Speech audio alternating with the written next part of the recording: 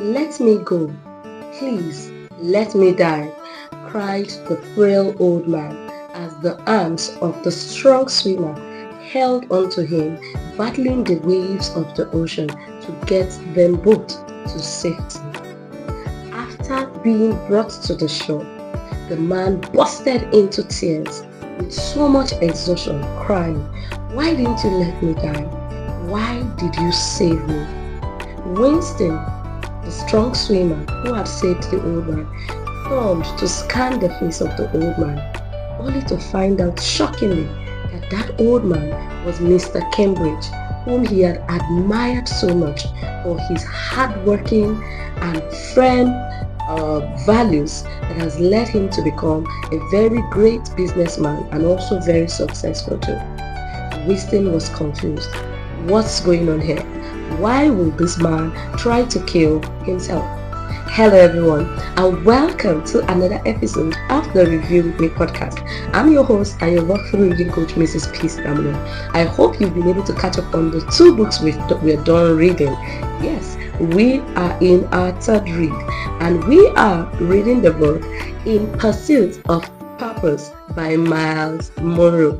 And this is just the beginning. So if you're here, you are just in time. But before we go on, please hit the like button, share, subscribe, tag someone who you think needs to pursue their purpose, who needs to find their purpose, and let's read together. So we are in the introduction of the book In Pursuit of Purpose, and I go back to my story. Now, Mr. Cambridge was one who owned millions of dollars worth of investment. He had luxury estates in enviable locations. He was a loved husband and a father of 3 well-educated and successful children who were working in his company. He also had a lot of friends, relatives, mentees, and admirers who always looked up to him for inspiration and guidance. Wow. Still confused, after Winston tried to put all the achievements of this man together, he was confused. Why would somebody like this want to kill themselves? And Winston asked him just one single question, one word. And what was that? Why? Why do you want to die? Why do you want to kill yourself? In the response Mr. Cambridge gave Winston changed Winston's life forever. It changed his perspectives about life, and it was something that remained with him for the remaining part of his life. Now, here was his answer. As tears flooded Mr. Cambridge's eyes, he answered, "What did I gain? I have everything, yet I have nothing. I have made a solid life for my family, and still I am empty. I am frustrated and sad. My life has no meaning. I am unfulfilled. Everyone knows what I am, but I don't know why I am." I'm sure somebody is listening to me out there. No matter the amount of success you've achieved, you are still empty on the inside. You are still unfulfilled. You're still feeling like something is missing. That is the state where Mr. Cambridge was, and he was tired of it. And he took the wrong way by trying to kill himself. Now, going further, Mr. Cambridge gave Winston a very great advice, which I think you that is listening to me will also love this advice. It was an advice that walked him through the stages and the phase of life, because it directed and guided his path.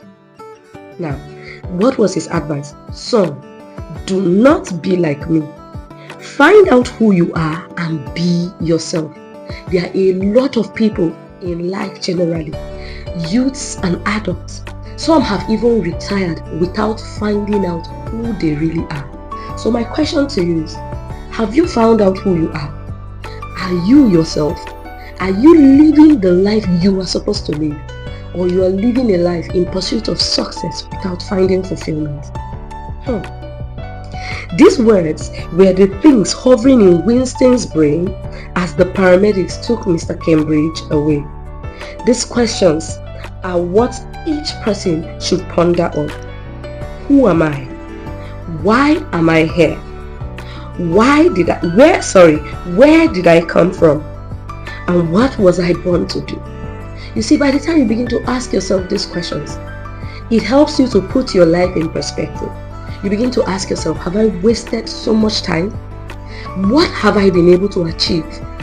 From the time I have been placed on earth to this time, till this day, when I am listening to this podcast, who am I? Why was I born and placed in the country where I was placed? Why was I placed in the family where I was placed? Why was I placed in the state where I was placed? What am I here to achieve? What can I do right now? What are the things that I know if I am called to do, I can do it? Where do I fit in? Why am I different? We've heard it several times. Every human being is uniquely different. So what is your difference? Why are you different? Have you found out the why of your difference? A lot of people are walking the streets without knowing the why of their difference. What is the why of your difference? What is my potential? Your potential is something that you can do, that you have not yet discovered and you have not yet done. What is your potential? You see, purpose is the key to life, and without it, life has no meaning. Until purpose is discovered, life has no meaning. In the introduction to this book, I said a discovery of purpose is the discovery of life. Now you see it here. Until you discover purpose, your life has no meaning. Mr. Cambridge hadn't discovered his purpose, so everything he had was meaningless to him until purpose was discovered. Vision cannot be measured by your status. Rather, vision is buried in your purpose. Your vision is bigger than you. Your vision is buried in the reason you were created. It is buried in why you were created the way you were created. Your vision is buried in your difference. Your vision is buried in your potential. So it is not enough to say that you are measuring vision by your status. I'm now at the top, I'm an elite, I'm this. No, it is buried in your purpose. So until you pursue purpose and you discover it, you can't really understand your vision. A world without purpose births chaos, it births destruction due to confusion and frustration. Imagine the confusion in the world this time around. A lot of people are living their lives like zombies. I'm sorry to use that word, but that's just the truth. They just want to wake up, hustle for the meal for the day. When you ask them what's your purpose, I just want to be rich. I just want to make money. I just want to be an Odogu's wife. I just want to be a rich man's wife. But is there really satisfaction in those things? A discovery of purpose is a discovery of life.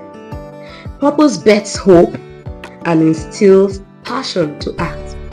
When you discover your purpose, it doesn't matter what you're seeing as your current situation. There is hope inside of you to keep pushing. And because of that hope, you are ready to do what it takes to fulfill your purpose. I hope I'm speaking to someone today. This book is a must read for everyone who wants to succeed in life, because success without purpose leads to frustration, as we have seen in the story above. But once you discover purpose and you gain success in it, no one has discovered purpose and has not succeeded at it. But there are a lot of people who are successful without discovering purpose and they end up frustrated. Trust me, frustration is not what you want your life to be all about. Right now, we have a generation that has lost its sense of purpose. They are out of touch with values. They are out of touch with morals and convictions. And these build strong families. So what are we saying here? The values, the morals are what actually aids us to build strong values. But you will agree with me that we have a generation right now that is out of touch with this thing.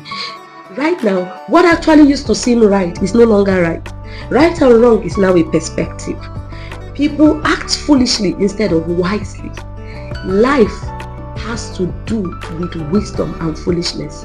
You have to choose your heart. It's either you choose to be wise or you choose to be foolish. People actually have lost their sense of value, and it is these values that helps us build strong families. These values help us secure communities. It secure healthy societies. And at the end of the day, it helps us have a prosperous nation. History has shown that the value of life decreases the quality of the existence. When the value of life decreases, the quality of existence actually diminishes. That's what history has shown. So the more we don't value life, the more our quality of life diminishes. It reduces. The more we lose our values, the more we lose our morals, the more we don't value life, and the more the quality of that life keeps diminishing. When a generation loses the sense of destiny and purpose, it leads to a diminishing of our quality of life. What do we mean by a generation that has lost its sense of destiny, its sense of purpose, its sense of morals and values? We have a generation right now that is ready to preserve nature and kill babies, and that is why we've legalized abortion. A generation that is ready to construct wonderful houses but do not have lasting homes. They support and they encourage divorce all over the place. Don't get me wrong, as I've said earlier before now, God hates divorce, but the covenant of life is stronger than the covenant of marriage. So if you're facing any form of abuse in marriage, it is better to leave first. But what we're trying to say is that right now, you have a generation that prioritizes constructing beautiful houses, architectural houses, but refuse to realize or reinforce the importance of a lasting home. A generation that is smarter but not wiser. A generation that is bigger but not stronger. A generation that writes more. There are a lot of books, a lot of resources. But how many people take their time to read this? How many people? Even on the social media, once it comes to entertainment, things that actually don't help your mind grow, you see people focusing, you see the number of views, the number of likes, the number of engagements. But when it has to do with something that will actually lead to the growth of the mind, few views, few likes, and zero engagements. That shows a generation that has lost its values, a generation that has misplaced priorities, misplaced values. This goes to say that where there is no purpose, there is no self-control, there is no moral conviction, and there is no ethical boundaries. We now have a lot of short-term thinking with no long-term vision. People are just looking for the shortest way to make money, the shortest way to rise to the top, and that is why you see that there are a lot of vices. Even in the business world, people are willing to go down, to kick, to do anything. They forget their morals. They are ready to sabotage someone else's work just to make sure they get to the top. Short-term thinking. And most of them, when they are even placed at their top, because they have no vision for the top they are rushing to get to, they can't really do anything worthwhile there. And at the end of the day, we have a stagnated society. We have a stagnated workplace, a stagnated business. We have a lot of leaders today who are short-term thinking, who don't have a vision for what they are rushing to become leaders for. And they get there, and then the society begins to go down instead of going up. A discovery of purpose is a discovery of life itself. And until we prioritize values and morals and purpose, the quality of our life will continue to diminish. This book is a cry for more. Note that your fulfillment in life is a product of your becoming. That is, doing what you were born to do, doing what you were born to be. Doing without purpose equals to life without no heart. Until you start doing what you were born to do, until you start becoming, you can never become fulfilled in life. Remember, a discovery of purpose is a discovery of life itself. And life without purpose has no meaning. I'll be drawing the curtain here. I hope this introduction has spurred something inside of you and pushed you towards discovering of your purpose. Trust me, you need to know why you were placed on earth so you can begin to work at it. Thank you very much for staying with me. I hope you will join me as we continue to journey through the pages of this book in pursuit of purpose. Please don't forget to like, share, subscribe and follow. Invite others to join us as we recultivate once again the reading culture in our society. Let's be the change we want to see. Thank you very much, and God bless you.